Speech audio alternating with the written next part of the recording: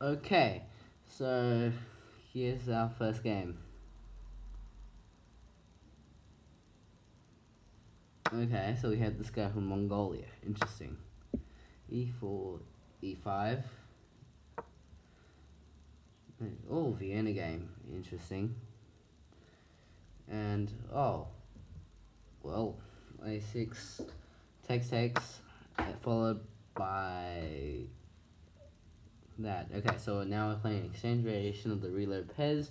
This should be absolutely fine for black. I don't know any theory, but to me, this is absolutely sound. And yeah, that isolating is gonna worry me because that open F file is gonna compensate for all of it. Castles, of course.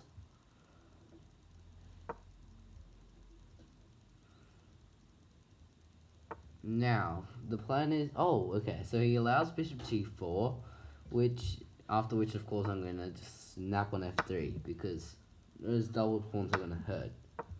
Those doubled pawns are gonna hurt bad. Snap on queen e8, followed by queen g6 on the next move, no matter what he plays. Yeah, queen g6 check, and if he blocks h5, now he's gonna play king h2. Yeah, okay, so he plays king h2. Now there are quite a few choices, of course. One of them being, yeah, rook f6 doubling on the f file seems to me like the soundest, and he's just gonna attack that. Of course, I'm just gonna retreat, create an attack on f3 pawn. Now he doesn't have many choices to protect it. King g2 is probably the only way, and he plays it, of course. But now rook g6 is very unpleasant. Yeah, now h4 is false, of course. He has to play h4 or I play h4. Oh, so h4, of course, now. After an extra piece. Captures. And then rook there, attacking the f3 pawn. Yeah. Followed by... And now the plan is simply to attack on the h3 pawn. Try to induce g4.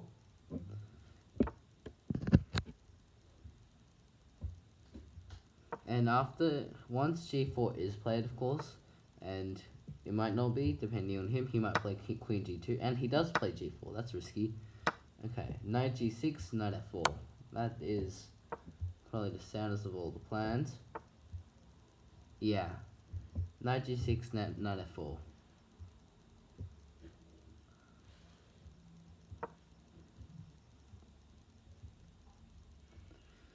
Now, what's he gonna play? He doesn't really have much choice here. Knight f2, interesting. Okay, knight f4, of course.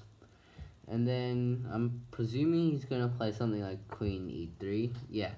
Now, one of the plans is of course king f7 followed by doubling on the h file, which is what I'm gonna play now. Yeah, f7.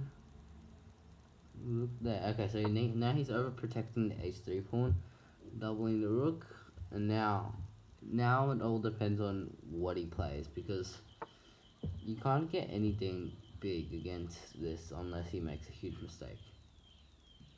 Oh, the waiting move. Oh, bishop e7. Yeah, bishop e7, h4. Yeah, bishop e7 followed by bishop h4, and then that's game over because he cannot protect the h3 pawn for ever. He's just gonna have to hang the h3 pawn, and with it, it looks like his king. So now, yeah, that's way too late. Now, bishop h4 followed by bishop takes f2.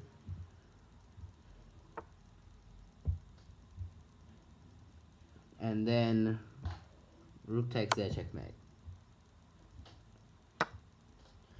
Now, let's have a rematch with him. Whoops, okay. So let's offer him a rematch.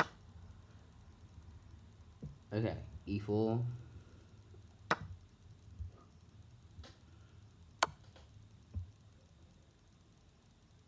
Now,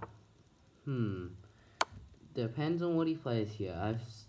Oh, he plays e6. Okay, this is not the variation I was hoping for. I was hoping for snap, of course. And knight c3. probably not the best. Okay, bishop b4 now equalizes if he plays it. Of course, whoa. That is not the way to play Sicilian. No, no, no. That is not the way to play Sicilian. I may not get much against this, but that is not the way to play Sicilian. Because, yeah. And he's just putting his bishop on a blunt diagonal. Queen d2 now. It's just because I want to get my queen to e1 and then to g3 eventually.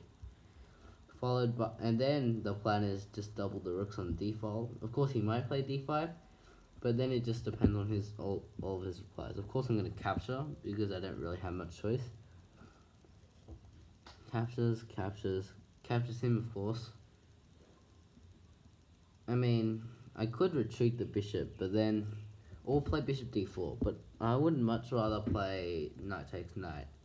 It just seems a lot more natural, and it's not like, yeah.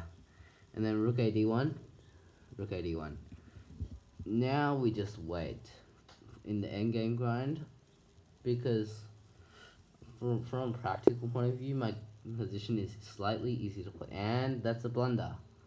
That bishop is not coming out of a2. Never is that bishop coming out of a2. Of course I'm going to snap back with a rook. And then, yeah, bishop s8. I anticipated that. Bishop d4. Captures. And then, now, it all depends on what he plays. Because that now I have to play bishop d3. But that's not a big deal. And, yeah, so he attempts to save his bishop via that way. But, of course, I'm just going to attack it once. He's going to defend it. I'm going to take it. He's going to take it. I'm going to play rook a1. And this game is, for all practical purposes, this game is already over. Because, I mean, the only move he can really... Oh, okay. I was not expecting that. The only move he could have really played was snap on the b3. And then just hope that he doesn't stuff up.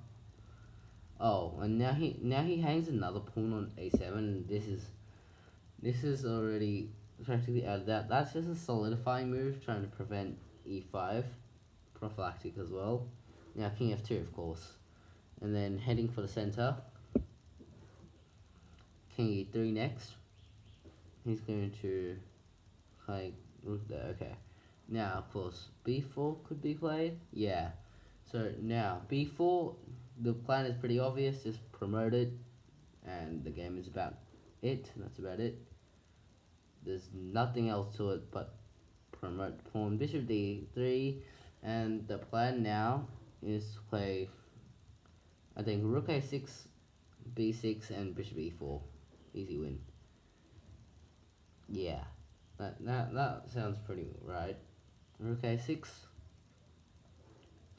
Okay, he plays king e5. Interesting. Wait, no. Alright, so we had to prevent f5 first, because that would prevent us from doing that. Of course, he's going to play that first. Captures, but then now rook takes h6, which he may have missed. Now he plays f4 check, so king there, of course. I think I can just play b6. Yeah. Just play b6. b6 looks about right. I mean, there's nothing else to it, but just to promote the pawn and then win. King d2. Of course, he's just gonna come in with rook e3, and then now I can just bishop e4. If he tries to prepare to check me via rook a3 or rook b3, doesn't matter. b7. Now he does. I do have to be careful of some of these back rank mates. Now king f1, of course. King f1, easy win, right? King f1, and now this following move is going to be key. And so he plays g4. Of course, rook a h8 is the usual move, and I think, yeah, I'm gonna play rook a8. Oh, but he can take. He can take on f3. Yeah, okay, so he's threatening nothing, it turns out. It certainly looks like my bishop is protecting b1, and he will get nothing in the rook versus pawn situation. So let's just calculate some moves, and yeah, promote. Now he doesn't have anything else to do, he can just practically resign now. Yeah, bishop sack, because even though I didn't have to bishop sack, that was probably the easiest way to win, because now I take that and his final pawn is blockaded. If he takes on h2 as he does, rook f8, and he is, for all practical purposes, losing a rook now. There we go. That's the second game. Nice little second game. That was pretty nice endgame and a pretty nicely played game overall, of course. And now, finally, we have the last game today, because it's 3 games a day. And, oh, he picks a peculiar variation of a French defense. So, bishop b3, knight f6, of course. d4. d4, no? Okay. So, of course, bishop d6. Castles, castles. d4. And h6 to prevent the pin. It's always good to prevent the pin in these sort of positions, because the experience simply tells me that by preventing the pin is just better for black and for white as well. He seems to be taking an awful long time to move. Oh, and he's disconnected. Well, it looks like it might have to be a very sad ending to today's 3 games. Yeah, it certainly looks like he's not gonna hold out for that long. He's disconnected. Well, Bata Mindava, good game, and yeah. So sorry I had to end like this, but that's